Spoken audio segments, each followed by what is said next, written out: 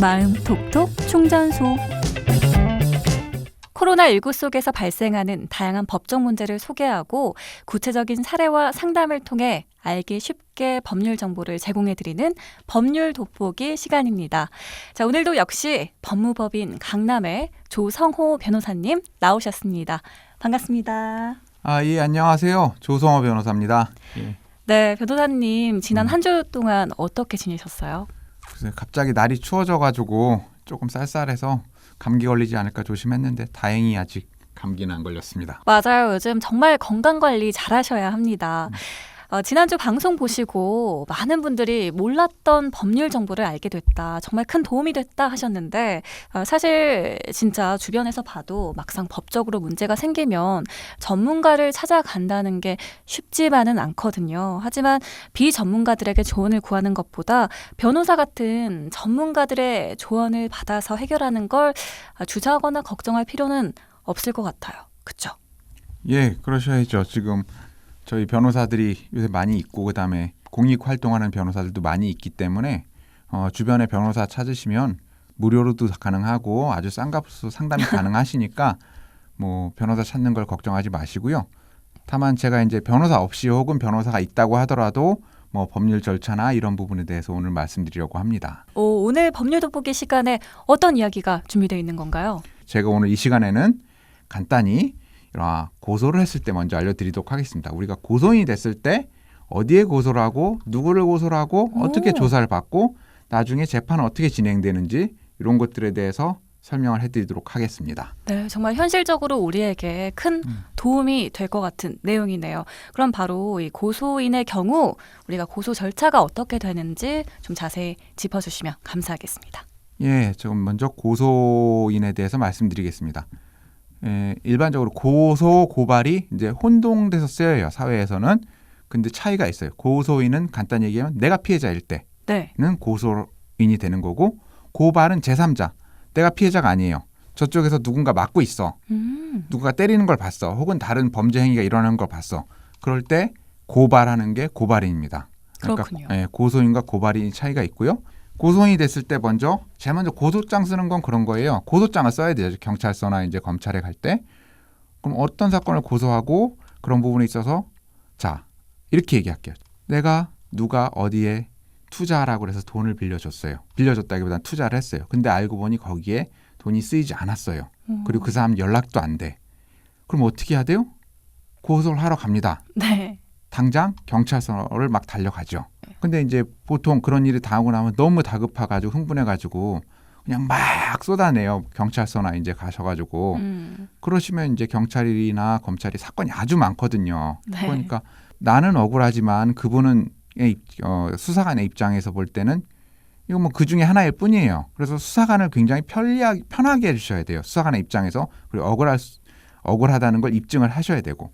그래서 고소장을 먼저 쓰셔야 됩니다. 그래서 고소장을 쓸 때는 뭐 간단히 얘기 드리면 일시, 장소, 그다음에 상대방 이런 걸 정확히 쓰셔야 되고 제일 중요한 거 아까 말했던 것처럼 만약에 누가 큰 투자처가 있다고 그래서 돈을 줬다라고 했을 때 큰 투자처에 대해서 어떻게 설명이 일어났는지 그다음에 그 돈을 어떻게 건네줬는지 통장 사본이랑 거래 내역 그다음에 그 사람이 투자를 설명했던 내역들을 자료를 들고 고소장을 써서 경찰이나 검찰에 가시면 돼요. 근데 대부분의 그 고소인들이 고소장을 낼 때 본인 가까운 데를 내요. 근데 그러셔도 되긴 하는데 거기서 또 중요한 점이 있죠. 우리나라는 피고소인의 주소지에서 수사를 하는 게 원칙입니다. 이를테면 내가 서울 사람이에요. 부산 사람한테 사기를 당했어. 그러면 부산에서 조사가 이루어질 가능성이 큽니다. 그 관할 경찰서에서. 그렇죠. 기껏 고소를 했는데 좀 지나면 다시 통보가 와요. 네. 부산으로 이송했습니다. 이관됐습니다. 그러면 그쪽에서는 새로운 수사관이 있기 때문에 다시 조사를 해야 돼요.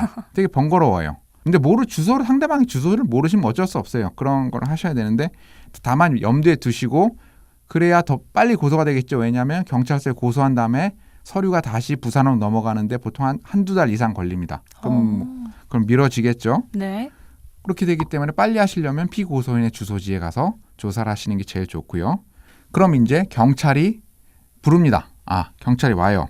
자세한 조사를 조사를 위해서 해야 오릅니다. 하니까. 그러면 경찰이 얘기를 들어보고 필요한 자료를 언제까지 주시기 바랍니다라고 얘기를 합니다. 증거 자료 같은 증거 것들. 자료를 이제 경찰이나 검찰 제출해 주고 그 과중에 이제 합의를 원하느냐 이런 얘기가 나옵니다. 네. 그때 판단하시면 돼요. 이제 보통 제가 금전적인 문제 때문에 하셨다라고 하면 이제 합의를 원한다고 말을 하시면 되고 아니면 난 돈도 모두 필요 없다. 그 괘씸한 사람을 처벌해 주세요. 주세요라고 하기 때문에 합의를 원하지 않는다. 그렇게 하셔도 됩니다. 물론 합의를 원하지 않는다고 해서 나중에 합의를 못하는 거는 절대 아닙니다.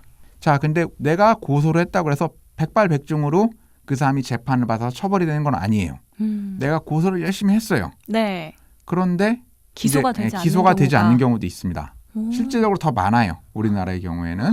불기소로 빠지는군요. 그러면 이제 불기소가 통지가 날라와요. 이제 검찰청에서 날라옵니다. 불기소가 날라오면 그걸 보시고 뭐 거기에 이렇게 한 장짜리로 날라옵니다. 거기에 이제 항고를 할 수 있다고 나와요. 근데 항고를 하시면 되는데 우리나라 검찰이 친절하진 않아요. 불기소가 있으면 내가 왜 고소를 했는데 저 사람이 죄가 없다라고 검사가 판단했을까 혹은 경찰이 판단했을까 그게 이유. 궁금하잖아요. 네. 그거를 보셔야 돼. 그 이유가 바로 불기소 이유서예요. 가까운 검찰청에 꼭 가셔서 그걸 떼보세요. 자기 고소님 누구나 뗄 수 있어요. 그걸 떼면 검찰이나 경찰이 조사한 내용이 나옵니다. 예를 들어 아까 같은 경우에 A라는 것에 투자하기 위해서 돈을 받았다라고 했는데 피고소인의 말에 비하면 이건 투자가 아니고 단순한 대여였고 그런 말을 한 적이 없다고 한다더라. 그러면서 차용증도 보였다. 돈이 오간 건 사실이지만 이거는 사기가 아니다. 사기가 아니라 금전적인 소비 대차라고 표현합니다. 금전적으로 이제 돈을 빌려준 관계일 뿐이지 형사상 사기가라고 판단되지는 않는다. 그래서 혐의가 없다고 판단된다라고 이렇게 딱 써 있습니다. 그러면 그걸 보고 나면 불기소가 되면 반대 의의를 제기할 수 있을까요? 그렇죠. 바로 검찰청에 불기소 통지를 받은 한 달 이내에 기간도 딱 정해져 있군요. 있죠. 검찰청에 다시 항고의서를 제출하셔야 됩니다. 그렇군요. 그럼 어쨌든 간에 나는 그거에 대해서 돌려받을 권리는 있단 말이에요. 그렇죠. 그럼 민사소송에서 다시 제기를 합니다. 그러니까 보통 기소가 돼서 형사 사건에서 죄가 됐을 때 보통 민사 재판을 청구해서 거기에 대한 위조를 받는다고 생각을 하는데 불기소가 될 경우에도 민사 재판을 걸 여지는 있는 거네요. 있죠. 그러니까 민사소송에서 다시 주장을 합니다. 내가 이 사람한테 돈 1억 원을 건넸다. 이 부분은 투자 목적으로 건넨 건데 이 사람이 그 투자 목적대로 쓰지도 않고 돈을 개인적으로 유용했다라고 할 수가 있습니다. 지금 확률은 굉장히 낮은 것들을 얘기하고 있는데 여러 가지 다양한 방법을 말씀드리는 거예요. 그래서 민사소송에 가서 다시 이 부분을 얘기하면 재판에 가면 당연히 상대방은 뭐라고 하겠어요? 나는 검찰이나 경찰에서 이 혐의를 다 무혐의를 받았습니다. 혐의가 없는 것으로 나왔습니다라고 말을 할 거예요. 네. 그럼 판사님이 당연히 들어보고 자 저렇게 결과가 나왔는데 어떻게 생각하시나요? 물어봅니다. 이게 원고가 되겠죠. 내가 소송을 제기했으니까. 네. 그러면 그 검찰이나 수사가 저는 정당하게 이루어지지 못했다고 생각합니다. 그래서 검찰이나 경찰에 있던 수사 기록을 법원으로 보내게 요청을 해 주십시오. 그 문서 송부 촉탁이라고 합니다. 네. 수사 과정에 있었던 그 자료들을 민사법원으로 옮겨달라는 요청하는 거예요.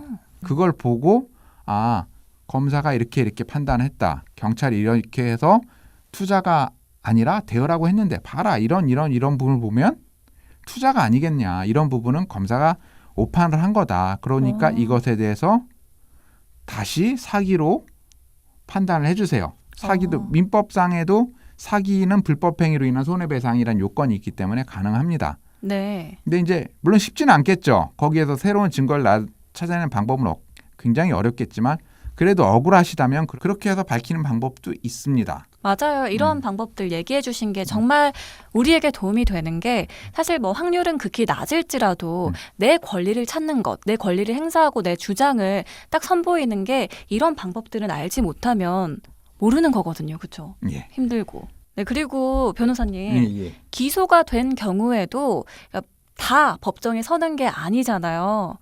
그렇죠. 약식 기소가 있습니다. 벌금 300명만. 그러니까 지난번에 얘기했던 것처럼 뭐 쌍방폭행 뭐 이런 것들은 아주 쉽게 나옵니다. 뭐 벌금 50, 100, 뭐 200 이렇게 해가지고 약식 네. 명령 처벌이 나와요. 그거에 대해서 피고인이 이의 제기하지 않으면 그대로 이게 확정되거든요. 재판도 안 열리고. 그냥 기소 그 자체로 형이 정해지는 거군요. 네, 그렇죠. 그렇게 해서 그렇게 되면 그 약식 그 명령 그 판결문을 그냥 고소인의 입장에서는 네. 법원에 요청해서 떼달라고 해서 그거 받아가지고 그냥 민사소송을 제기하면 바로 그 민사법원에서 그거에 대한 손해배상 청구로 인용을 할 수가 있습니다. 그렇군요. 자, 오늘 고소인의 경우 고소를 하는 절차 그리고 기소와 불기소 이런 관계에 대해서 말씀을 드렸는데 유익한 정보 얻어 가셨길 바랍니다. 자, 다음 주 한 주 동안 기다리겠고요. 오늘 고맙습니다, 변호사님. 예, 감사합니다.